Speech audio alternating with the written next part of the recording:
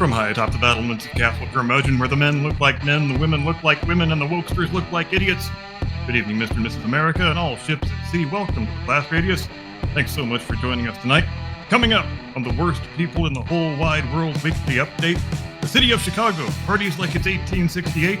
They're growing a good old-fashioned seditious insurrection. The Democrats shut down the federal government and then argue amongst themselves about why they shut down the federal government. But first, we check in with our good friends across the pond in the jolly old Islamic Republic of Britannistan, where plans to stick minarets on St. Paul's Cathedral had to be put on hold this week, so that the Prime Minister, Sheikh Kirani Jihad Muhammad Jihad al-Starmer, could wag his finger at those naughty, disobedient Britons and threaten to use his military force, formerly known as the British Army, but recently rebranded as the October 7th Britannistan Martyrs Brigade, to start shooting disobedient citizens in the street if they don't get with the program, and start showing a bit of gratitude for their teen daughters being forcibly culturally enriched by 35-year-old Algerian boat migrants while they are trying to walk to school in the morning. In a speech to the annual conference of the former Labour Party, recently rebranded as Sharia al-Labouri, the Prime Minister stated, quote, "Look, cultural enrichment sometimes strikes when you least expect it. It might be hiding in a bush, it might be lurking in an alleyway, it might even be loitering by a playground all day, leering at small children while grabbing its crotch. The point being, if I might paraphrase the sage words of the great American basketball coach Robert Montgomery Knight, if cultural enrichment is inevitable, you might as well just lay back and enjoy it. And besides, if your daughter wasn't looking to get culturally enriched, she wouldn't have been walking around in that sexy English schoolgirl outfit." End quote. In other British news, after nearly a year of standing vacant, the seat of the Archbishop of Canterbury finally has a new occupant this week. And yeah, it's a female lesbian, because of course it is. But hey, at least she was born in England, I guess that's something, right? The new Archbishop, Sarah Mullally, says she plans to use her new position as the head of the worldwide Anglican Communion to promote abortion rights, heretical religions, sexual depravity, social hedonism, the wholesale breakdown of the traditional nuclear family, and everything else that one would naturally expect from someone who just got hired to work for a Labour Party government. And I'm sure we can all find broad ecumenical agreement in the idea that somewhere in the great beyond, King Henry VIII is smiling down fondly and saying, "Yep, by God, this is exactly why I broke away from the Roman Catholic Church." Meanwhile, back over here in the good old US of A, the rhinoceros-sized governor of Illinois and the double-digit IQ mayor of Chicago, who appear to take great pride in that once fair city having been reduced to a lawless dystopian hellscape and safe haven for criminals and terrorists, appear to be having great success with their efforts to foment vigilantism against federal agents attempting to perform their sworn duties in furtherance of something that we used to call law and order, but which elected Democrats now refer to as authoritarian fascist tyranny.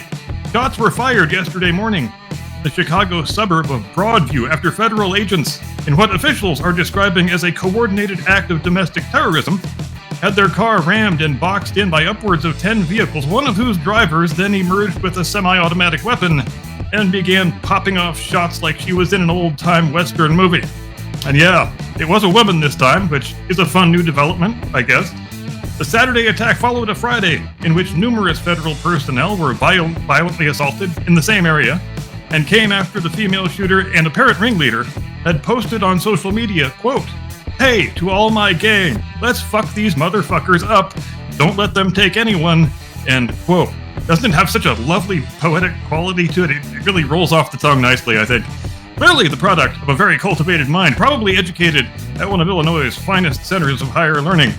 And besides, nothing says I occupy the moral high ground like using your voice and your car and a Beretta 9mm to make your city safe for illegal alien child sex predators and drug pushers and armed robbers to continue operating with total impunity. It really warms the cockles of one's heart, doesn't it? Now, according to a statement from Assistant Homeland Security Secretary Tricia McLaughlin, the Chicago Police Department was kind enough to assist by immediately abandoning the area and refusing to help secure the scene in the aftermath of the vehicular terrorist attack, as a result of which the attackers were able to flee unmolested, and the female shooter even drove herself to a local hospital to seek treatment for her multiple gunshot wounds, which probably wasn't the brightest move, sweetheart. Like, Have you never seen a gangster movie before?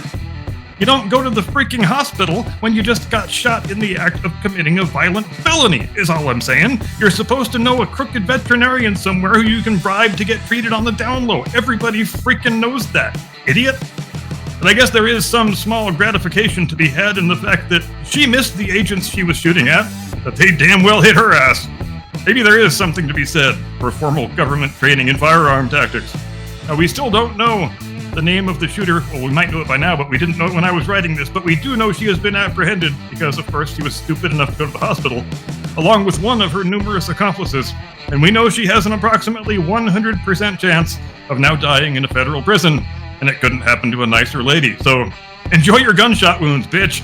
On behalf of all of us here at the WPWWWWU, we really hope they are quite painful and debilitating. We also don't have any confirmation of which social media platform it was where the shooter posted her very specific terrorist threat, but hopefully, when the government shutdown ends and the social media CEOs go up to Capitol Hill to appear before the House Judiciary Committee, as they were previously scheduled to do the day after tomorrow, that platform's CEO will have a chance to explain how issuing threats of violence against federal agents comports with that particular site's terms of service. I am sure the members of the committee, the Republican members at least, look eagerly forward to hearing that explanation. As for the Democrat members, I'm guessing they will probably frame the incident as racist white cops shooting an innocent woman of color female motorist. In fact, I think I can probably guarantee it. In fact, I've never been quite more certain of anything in my life. And speaking of the government shutdown, did you know there's a government shutdown? Or did you just sort of shrug and forget about it and go on with your daily life like most normal people? Now, you might not think there is much of an overlap between the government shutdown and the seditious insurrections being staged in response to the immigration enforcement actions in Chicago and Portland and elsewhere. But there actually is a lot of overlap because they both strike directly at the heart of what Democrats sought to achieve with their Open Borders project. As we know, the House already passed the continuing resolution saying, let's keep the federal spending at 2024 Biden levels for another 7 weeks through the end of the fiscal year while we negotiate a new year-long spending agreement. But over on the Senate side, certain vulnerable Democrats who are up for re-election next year and are living in fear of a primary challenge from their left flank, I'm looking right at you, Cryin, Chuck Schumer. They decided, nope, you're not playing ball. We want $1.5 trillion in additional woke progressive grab bag goodies, including $200 billion for free healthcare for illegal aliens, or we are shutting the government down, by God. And obviously, they knew they were going to get laughed out of the room for suggesting such a patently absurd thing, but bear in mind, this is all purely performative. And you know why? You know what actually keeps the Democrats tossing and turning in the middle of the night? It's the fact that 1.6 million illegal aliens have already voluntarily self-deported since the 20th of January, an average of 6,255 self-deportations per day, a number which doesn't include those that have been forcibly removed, which is over 100,000 by itself. So the long and short of it is, with the border having been locked down tighter than a gnat's ass, there are at least 1.75 million fewer illegal aliens residing in the United States today than there were when President Trump reassumed office.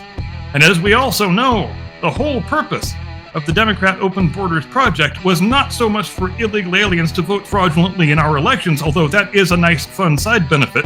The actual purpose was to get as many people over the border as possible, cram them into the big Democrat cities in their tens of thousands, get them counted in the census, and create an artificial margin in the House of Representatives of 25 or 26 unassailably safe Democrat seats. In other words, if you get to the end of this year and there are 2 or 2.5 million fewer illegals in the country, and there is a new census taken, as we know President Trump wants to do, a significant portion of those safe Democrat seats, well, they are going to cease to exist.